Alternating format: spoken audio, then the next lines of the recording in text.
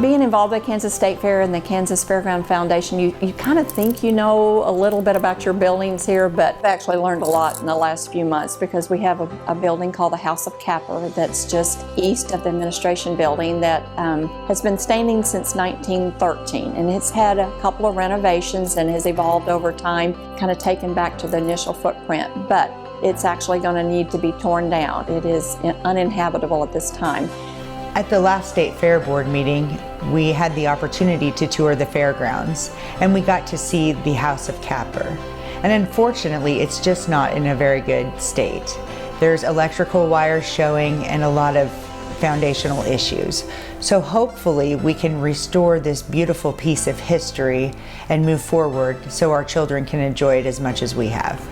Well, the Capper building is one example of a building with very important architecture and a real legacy to the fairgrounds. It's my understanding that this is the site that many local or even national political leaders launched their career, announced their candidacy.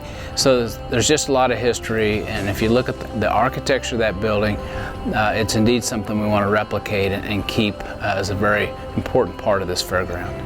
On each state fairgrounds there's a lot of history, but there's also a lot of new buildings, and I think that's where the Capper building comes in, because it has so much history. Some of the other buildings on the Bison Arena, all those buildings have so much history that's dear to the older generation like myself, but the younger generation don't realize how much history has been in those buildings. So I think it's important that we maintain and keep the history going, but yet change is inevitable.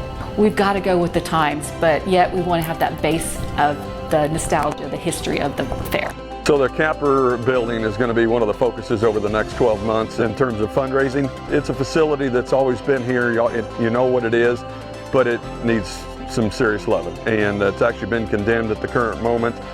And for those in agriculture, if you do a little research on what the Capper means to us, it was the development of the Co-op Act, it'll be 100 years next year. And so that's kind of the push is here to have that remodeled and fixed and finished for Kansas State Fair 2022, to have a 100-year celebration there focused around that building.